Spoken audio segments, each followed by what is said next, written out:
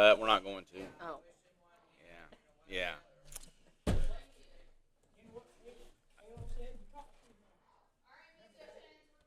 I no, not necessarily, but yeah. You remember What? that? That you talk too much? No. Yes. I remember that. Daily. That was recorded too. Nobody listens. Anyway, Job 31. Yeah, Mike says he does. He comes to expect it. Job 31. This is the last of the testimony of Job that started, I think, back in chapter 29. Huh? Yeah.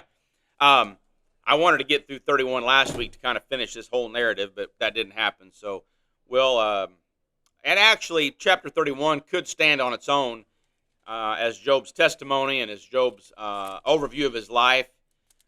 Chapter 31 could stand alone, so it is fitting that perhaps we did leave that for this week. But I want us to be reminded once again. We've been reminded numerous times since March when we started this study that chapter 1, God tells us that Job was a righteous man, that Job avoided evil and lived his life in accordance with the way God wanted him to live.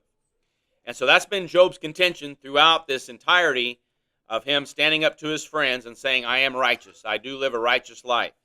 So when we get to chapter 31, this is Job's final,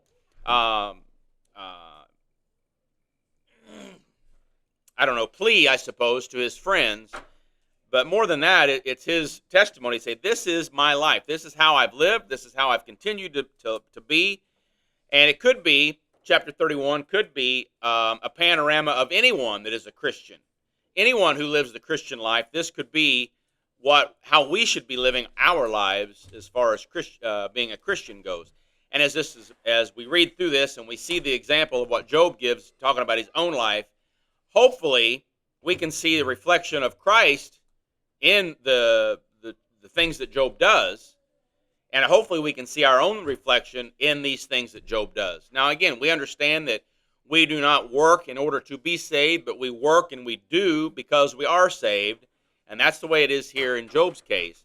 And so as we read through this, kind of play through your mind how a Christian should be. If you were to think, how should a Christian person conduct themselves, hopefully you see that being played out in chapter 31. So this is Job's last hurrah. He does speak more in the book, but this is his last testimony, especially toward his friends. So with that, we will start chapter 31 right now. Job 31. I made a covenant with mine eyes. Why then should I think upon a maid? For what portion of God is there from above? And what inheritance of the Almighty from on high?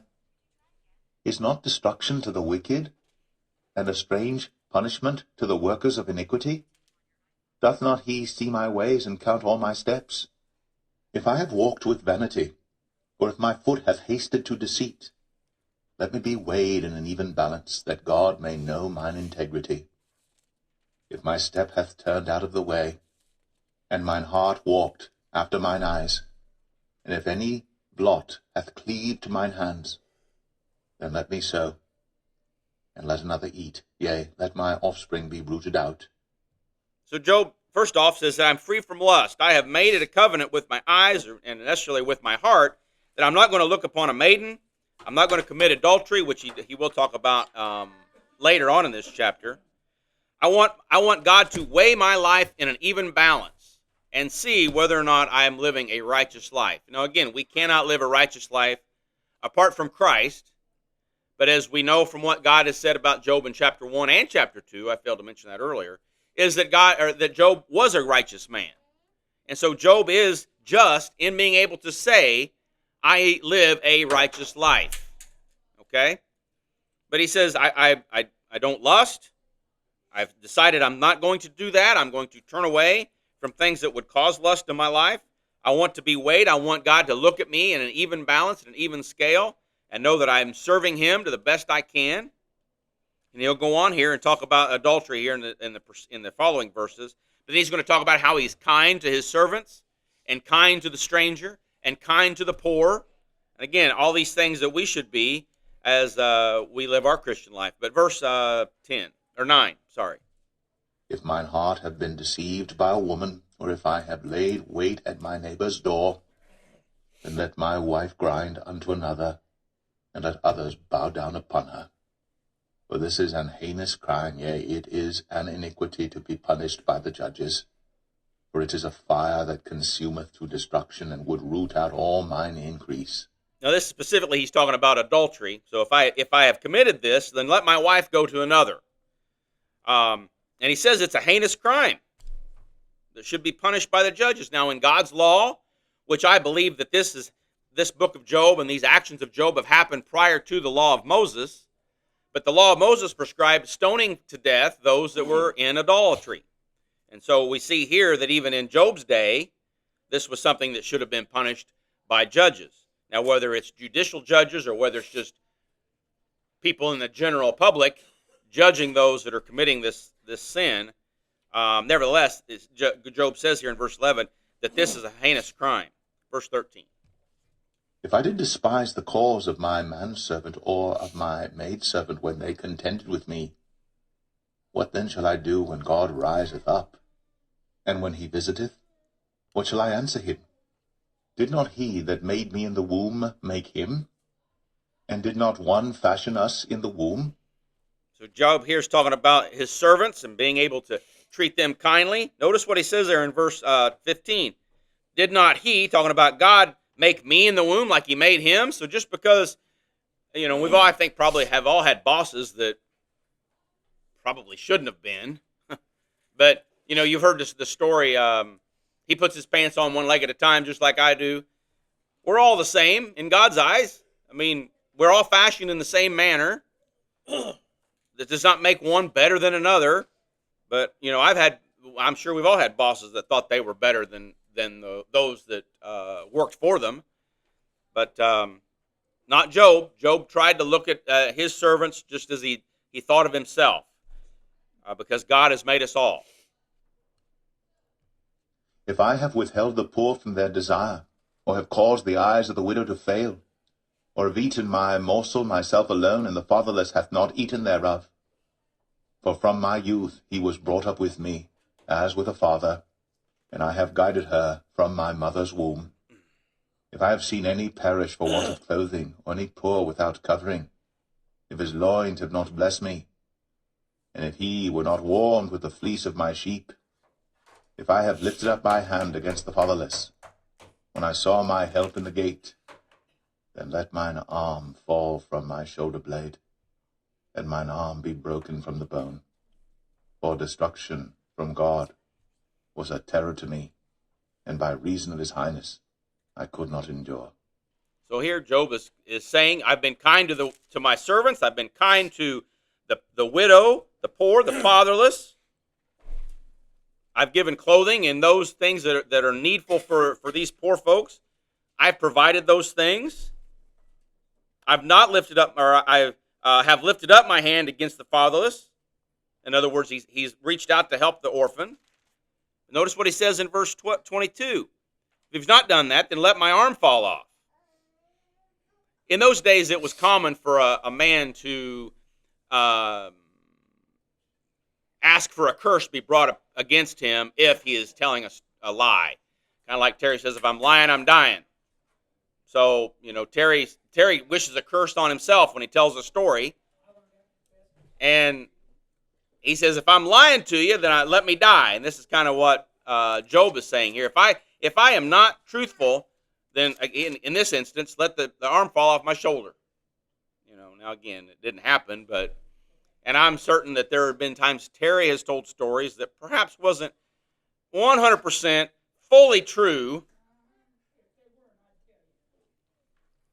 I will say some of what Terry says is a little unbelievable, but since Terry tells them, I believe them. Does that make sense? We're all in the same category here when it comes to Terry. Anyway. But Job's saying, if I've not done this to these folks, then let my arm fall off.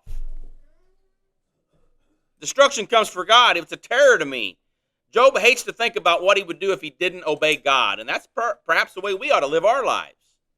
Not necessarily in a fear that God's just going to snuff us out, but a reverent fear that God wants us to do these things, that if we don't do them, we're not pleasing to the Lord. So these are some things here that, again, Job is telling his friends, this is how I live my life. And hopefully we can see the Christian life being played out in our own lives through what Job is saying about how he lives. Verse 24. If I have made gold my hope, or have said to the fine gold, Thou art my confidence, if I rejoiced because my wealth was great, and because mine hand had gotten much, if I beheld the sun when it shined, or the moon walking in brightness, and my heart hath been secretly enticed, or my mouth hath kissed my hand, this also were an iniquity to be punished by the judge, for I should have denied the God that is above. So Job says here, I don't make gold my hope. I don't take issue, or I don't brag about the wealth that God has given me, because he understands that it is God that has given him that.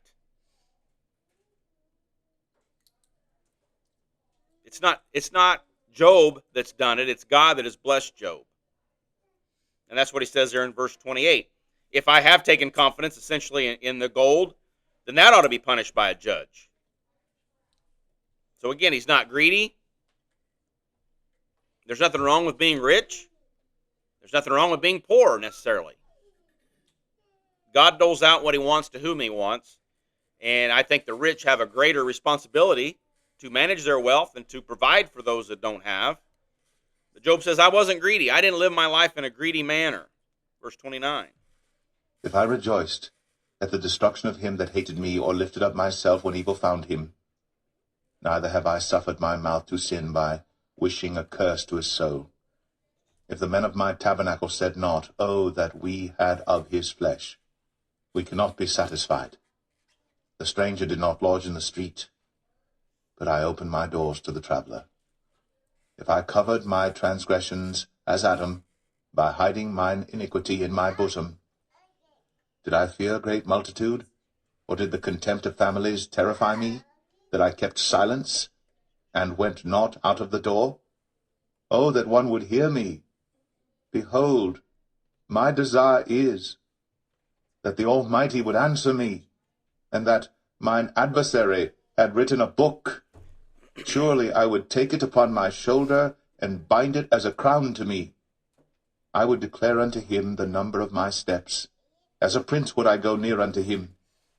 So Job is talking about he didn't take pleasure in his enemies suffering harm. Let's see what else here. In verse 32, the stranger did not lodge in the street. I opened up my home and brought in the stranger. I didn't cover my sin, as Adam did, verse 33. I want to look here now at verse 35. Oh, that one would hear me. He's still begging God to hear his cries. Now, we know, because we know how the Bible, the book began, and perhaps we know enough about Job to know how it ends, to know here, when we read verse 35, we know that God is hearing Job. But Job does not think that God is hearing him yet. And he even calls him in verse 35, mine adversary. He's referring to God as his adversary. Now, he is referred to God as his helper, as his redeemer, as his mediator in prior chapters. But all this time, he's thinking God is against him, and he doesn't understand why. But he wishes that God would write down all these things that God has against Job in a book. That's what verse 35 is saying here.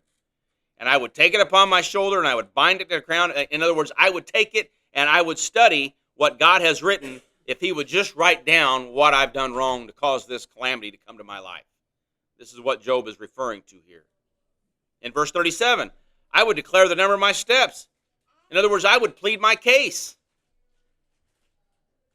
And Job is doing an excellent job of pleading his case to God.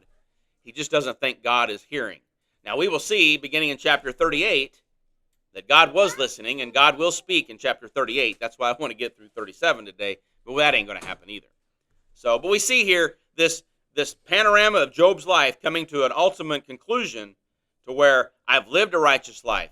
I've done what God had wanted me to do. I still don't understand why I'm going through these things. But in the end, Job would be vindicated, which we will see in the coming weeks. verse 37.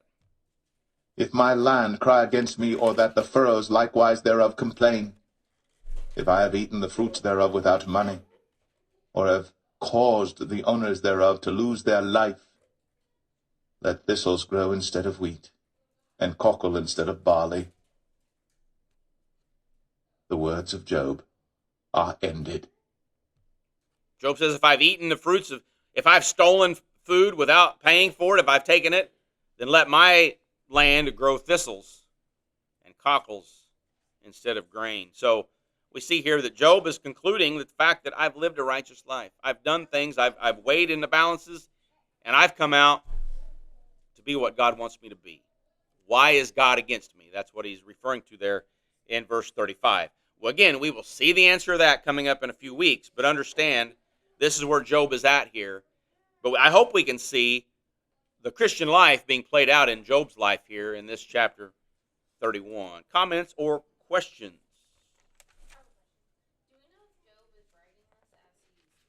No, I doubt that he's writing it as it's played out. My guess is that years afterwards, God, through the Holy Spirit, told Job what to write, and that's why it's written the way it is. Because, but I don't think he's writing this down as it happened. I mean, Moses wrote the book of Genesis, and he wasn't alive for any of it, and he was very young when the first part of Exodus was written. But Moses writing the book of Genesis, we know that God spoke to Moses and told Moses what to write, and the conversations that the folks had. Moses wasn't there, so God had to reveal to him what was being said at those times. So I think that Job wrote this perhaps several years after all this took place, and that God revealed to him what needed to be written. Is that all right?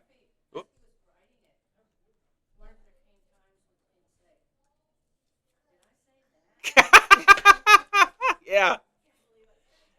Well, as we get ready to study beginning in chapter 32, as Job's writing this, he's probably thinking, why am I having to include all of this in here? Because 32 through 37, we're going to read about a man named Elihu, Job's fourth friend, and we'll see how Elihu is here, especially beginning in chapter 32. But we're going to change course here. And you think the first three friends were bad? You ain't seen nothing until we get to Elihu here. This guy is full of himself, as we will see being played out here. So we'll go to chapter 32 and we'll read about Elihu. He essentially takes the first two chapters, 32 and 33, to tell Job he's going to tell him some stuff. Have you ever worked with anybody that could just talk and not say anything? Shut up. You really need. Tammy's got when my mom is with us, which she's been going with us to the ball games occasionally. My mom and I, we don't like to ride quietly, and so we don't have anything to say. We'll read the signs, both of us. And Tammy suffers in silence as we read the billboards as we drive by. So Tammy knows firsthand about a guy named Elihu. Yeah, well, we'll never go back there. Yeah. Anyway, chapter 32 introduces us to Elihu. Job 32. There we go. So these three men ceased to answer Job, because he was righteous in his own eyes. Now, that's not necessarily true. Job was not righteous in his own eyes. Job was righteous because God said he was righteous. But again, to the three friends, Bildad, Zophar, and can't think of the third friend right now. Anyway, yeah. They thought Job was righteous in his own eyes because that's what Job says. But I want us to understand that Job was righteous because God said he was righteous. All right, verse 2. Then was kindled the wrath of Elihu, the son of Barachel the Buzite, of the kindred of Ram. Against Job was his wrath kindled, because he justified himself rather than God, Now again, Job did not justify himself. God justified Job, and Job knew it. But to the four friends, it looks like Job is bragging about how good of a life he has, how good of a Christian he is. So we see here Elihu, his anger or his wrath was kindled. I mean, this guy is ticked off. Now we will find out he has been there this whole time. He's just not said anything. But throughout this whole time, he is on the edge of his seat waiting to say something, and he's going to say a lot of words without saying much as he begins to speak here. But his wrath is kindled against Job. Can you believe that? Have you ever went and visited somebody that's sick in the hospital and your wrath is kindled against them? No. So, I mean, who acts this way towards someone who is suffering? Anyway, this is the kind of guy he is. Not only is he mad at Job, his wrath is kindled against Job, but, verse 3, Also against his 3 friends was his wrath kindled, because they had found no answer, and yet had condemned Job. Now Elihu had waited till Job had spoken, because they were elder than he. When Elihu saw that there was no answer in the mouth of these 3 men, then his wrath was kindled. And Elihu, the son of Barachel, the Buzite, answered and said, I am young, and ye are very old. Wherefore I was afraid, and durst not show you mine opinion. I said, Days should speak, and multitude of years should teach wisdom. But there is a spirit in man, and the inspiration of the Almighty giveth them understanding. Great men are not always wise, neither do the aged understand judgment. Therefore I said, Hearken to me, I also will show mine opinion. boy, the guy gets started off right, doesn't he? I'm young and you guys are old. I let you guys talk, but you didn't say anything. You didn't help. You didn't solve this mystery. Great men are not always wise. Now, that's true. I let you guys talk, but you guys didn't have any answers. Behold, I like how he says, verse 10, Hearken unto me, listen to what I have to say, and I'll show you my opinion. Which again, throughout this entirety of the book, this is all it's been, is their opinion is about Job and about God and about suffering. And Elihu thinks he's going to come on here and really, he's got the answer. Well, as we will see through the rest of his ramblings here, he didn't have any answer either. Verse 11, I believe. Or maybe 10. I don't remember where I stopped. Behold, 11. I waited for your words. I gave ear to your reasons, whilst ye searched out what to say. Yea, I attended unto you, and behold, there was none of you that convinced Job, or that answered his words. Lest ye should say, We have found out wisdom. God thrusteth him down, not man. Now he hath not directed his words against me, neither will I answer him with your speeches. They were amazed. They answered no more. They left off speaking. When I had waited, for they spake not, but stood still, and answered no more, I said, I will answer also my part. I also will show mine opinion. For I am full of matter. The spirit within me constraineth me. Behold, my belly is as wine, which hath no vent. It is ready to burst like new bottles. I got something to say, and I can't wait to say it, is what he's saying here. But he takes forever to say it. I mean, he's still just introducing himself here. In 19 verses, and he still hasn't said anything. I will speak, that I may be refreshed. I will open my lips and answer. Let me not, I pray you, accept any man's person, neither let me give flattering titles unto man. For I know not to give flattering titles. In so doing, my Maker would soon take me away. Anybody get any encouragement from that? Chapter 33. Well, he's going to feel better. Yeah. Job 33 continues here. Job 33. Oh, before we read that, I got a note here in this book I want to read. 44.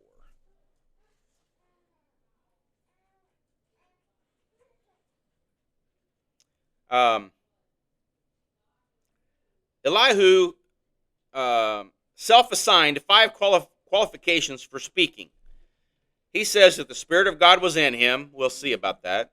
He waited for the other 3 counselors to finish. He had different and better arguments. He has a lot to say, and he was impartial and not flattering. His anger had not caused him to lose his sense of self-importance. And then we see here, Elihu viewed suffering as protective rather than retributive. Yeah.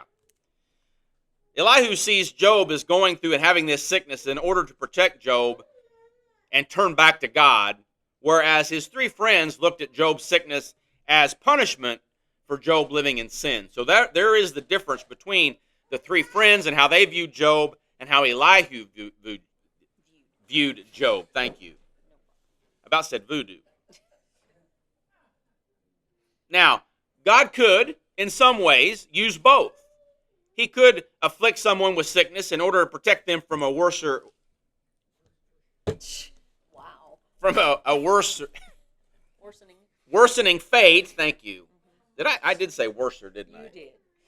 And it's You're getting yeah. close to Elihu. But, oh, thanks. But God could also bring some type of calamity to us as punishment in some ways for sin in our lives. You know, we all know, and I use this as an example because it's easy. If you go out and get drunk, perhaps you are going to stumble and fall and suffer severe injury. You go out and get drunk, you may have a wreck and cause someone else to be hurt or harmed or killed. And there is going to be punishment for that. And so I'm using that only as an example because it's easy to use. And so we can suffer for our sins because sometimes our sins causes us to suffer. Does that make sense? And so both views are accurate in some ways. They're being wrong in accusing Job of either being in sin and causing the punishment, or being in sin and causing God to react in order to protect Job further. To the 3 friends, the sickness was the punishment of a judge for sins committed. But for Elihu, illness was God's way of getting man's attention, reminding him of what is right, atoning for his sin, and diverting him away from sin. So again, both views could be right, but you can't condemn a righteous man just because you don't think that he is righteous enough. Does that make sense? All right. So, I have one other thing to read here before we start chapter 33.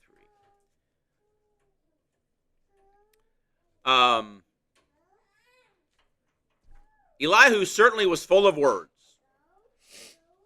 For this, chapter 32, and the next 5 chapters, he will drone on and on, unable to shut up and unable to let anyone else speak. It is by far the longest single speech in the book of Job, longer than even God's speech in later chapters. We notice already that Elihu has spent an entire chapter simply introducing his speech. He hasn't even gotten to the real points he wants to make.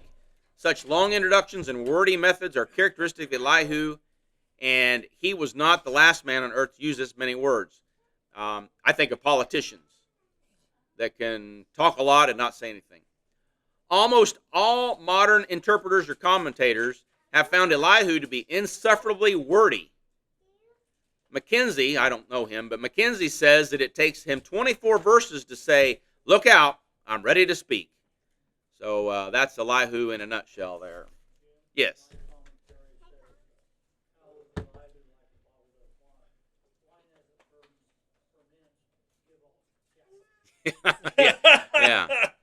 Yeah. He's full of hot air or gas. Yeah.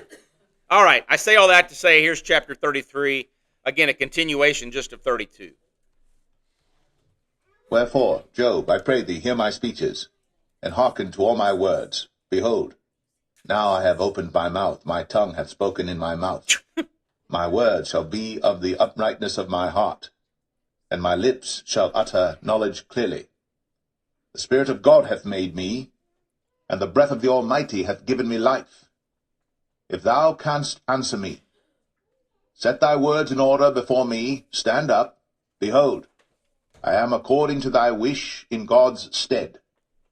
I also am formed out of the clay. So I'm speaking for God, but I'm just a man. That's what he says here in verse 6. Behold, my terror shall not make thee afraid, neither shall my hand be heavy upon thee. Surely thou hast spoken in mine hearing, and I have heard the voice of thy word, saying, I am clean without transgression, I am innocent, neither is there iniquity in me. Behold, he findeth occasions against me. He counteth me for his enemy. Now, what he's saying here is what Job has said, okay? I'm clean without transgression. I'm innocent. There's no iniquity in me. But he finds occasion against me. This is what Job has essentially said throughout this book, that he's clean, but God is against him. And so this is what Elihu is repeating back to Job. He putteth my feet in the stocks. He marketh all my paths. Behold, in this thou art not just. I will answer thee, that God is greater than man. Now that's true. God is greater than man. All right? So now this is Elihu talking here, beginning there in verse 12. Why dost thou strive against him? For he giveth not account of any of his matters. For God speaketh once, yea, twice, yet man perceiveth it not. In a dream, in a vision of the night, when deep sleep falleth upon men, in slumberings upon the bed, then he openeth the ears of men, and sealeth their instruction, that he may withdraw man from his purpose, and hide pride from man. He keepeth back his soul from the pit, and his life from perishing by the sword.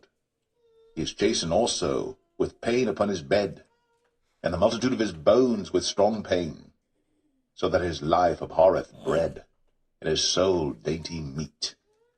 His flesh is consumed away that it cannot be seen, and his bones that were not seen stick out. Yea, his soul draweth near unto the grave, and his life to the destroyers. If there be a messenger with him, an interpreter, one among 1,000, to show unto man his uprightness, then he is gracious unto him, and saith, Deliver him from going down to the pit. I have found a ransom. His flesh shall be fresher than a child's. He shall return to the days of his youth. He shall pray unto God, and he will be favorable unto him.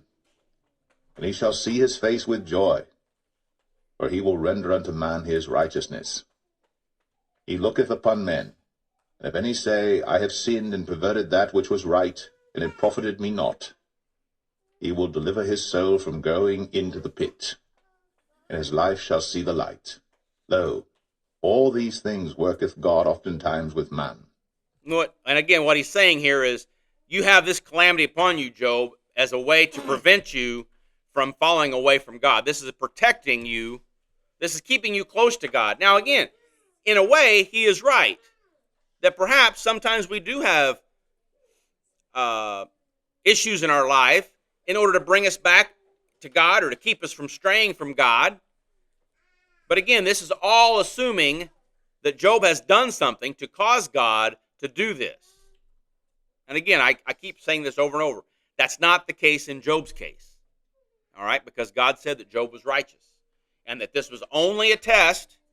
God allowed Satan to get to Job as a way to show that Job would turn against God, and we know that did not happen. We know the backstory. So you have to give, in some ways, a little grace to Elihu here, but he's such a windbag that you just don't even want to listen to anything he has to say. But this is what he's saying here, essentially, that God is protecting you from the grave by getting you this close to it so that you turn to him. Verse 30, I think. To bring back his soul from the pit, to be enlightened with the light of the living. Mark well, O Job, hearken unto me. Hold thy peace, and I will speak. If thou hast anything to say, answer me. Speak, for I desire to justify thee. If not, hearken unto me. Hold thy peace, and I shall teach thee wisdom. Notice what he says there in verse 31.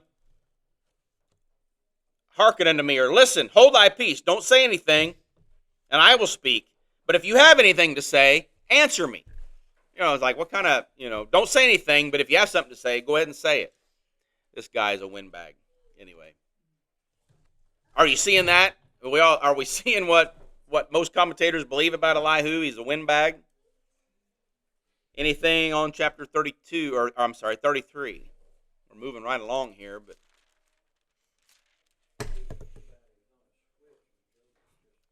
Yeah. Yeah.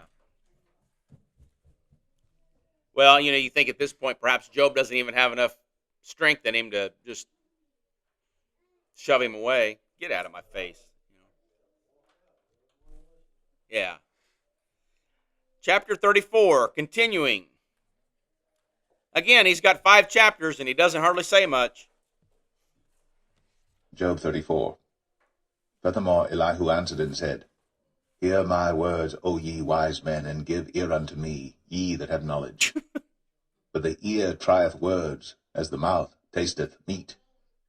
Let us choose to us judgment, let us know among ourselves what is good. For Job hath said, I am righteous, and God hath taken away my judgment. Should I lie against my right? My wound is incurable without transgression. What man is like Job, who drinketh up scorning like water, which goeth in company with the workers of iniquity, and walketh with wicked men? For he hath said, It profiteth a man nothing that he should delight himself with God. Therefore hearken unto me, ye men of understanding. Far be it from God that he should do wickedness, and from the Almighty that he should commit iniquity. So, Job has said that he's righteous. Then if God is righteous and Job is righteous, then why is God allowing this to happen to Job? Again, we can't look at anybody that's suffering and point to them and say, well, there's obviously sin in their life or they wouldn't be going through that. Now, and perhaps there might be. I don't know. We don't know why God does what he does. He doesn't have to explain it to us. But for us just to automatically assume that somebody is suffering some type of physical calamity because they have hidden sin is unjust on our part. And this is exactly what Job's 4 friends are doing. They have a different view of it, but all in all, they think Job has got something in him that is keeping him from getting God's blessing. Verse 11, I think. For the work of a man shall he render unto him, and cause every man to find according to his ways. Yea, surely God will not do wickedly, neither will the Almighty pervert judgment. God wouldn't do anything wicked to you, and that's true. God doesn't. Who hath given him a charge over the earth, or who hath disposed the whole world? If he set his heart upon man, if he gathered unto himself his spirit and his breath, all flesh shall perish together, and man shall turn again unto dust.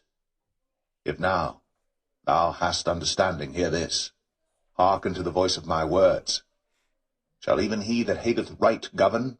And wilt thou condemn him that is most just? Is it fit to say to a king, Thou art wicked, and to princes, Ye are ungodly? How much less to him that accepteth not the persons of princes, nor regardeth the rich more than the poor? For they all are the work of his hands. In a moment shall they die, and the people shall be troubled at midnight, and pass away, and the mighty shall be taken away without hand. So comparing God to these earthly governors, I just lost my place here. Verse 18? Is it fit to say to a king, "You're wicked"? I mean, now the reason the prophets in the Old Testament would get in trouble is because they would point to the king and say they're wicked. But typically, just a guy passing in the street wouldn't point to the king and curse him. But again, the Old Testament prophets would, because that's what God wanted them to do. You wouldn't say that to a king, so why would you accuse God of being wicked? Why would you accuse God of doing things wickedly? You wouldn't. And that's what Elihu's saying here, and he's insinuating that that Job has called God wicked because he's suffering this calamity. And that's not necessarily the case. That's not what Job has done. But this is what Elihu is assuming that Job is getting at here. Verse 21.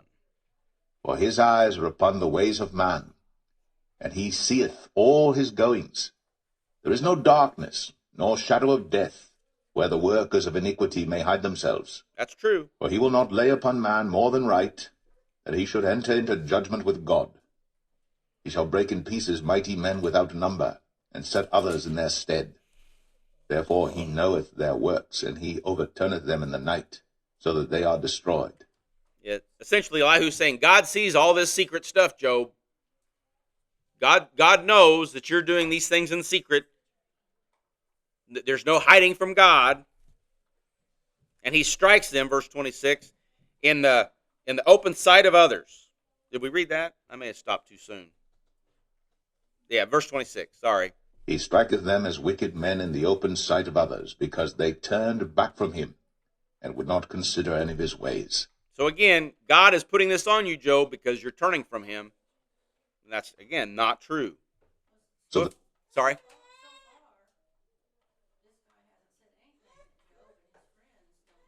Yeah. Yeah. He's young and wiser, though. Yeah. they cause the cry of the poor to come unto him, and he heareth the cry of the afflicted. When he giveth quietness, who then can make trouble? And when he hideth his face, who then can behold him? Whether it be done against a nation or against a man only, that the hypocrite reign not, lest the people be ensnared. Surely it is meet to be said unto God, I have borne chastisement, I will not offend any more. That which I see not, teach thou me. If I have done iniquity, I will do no more.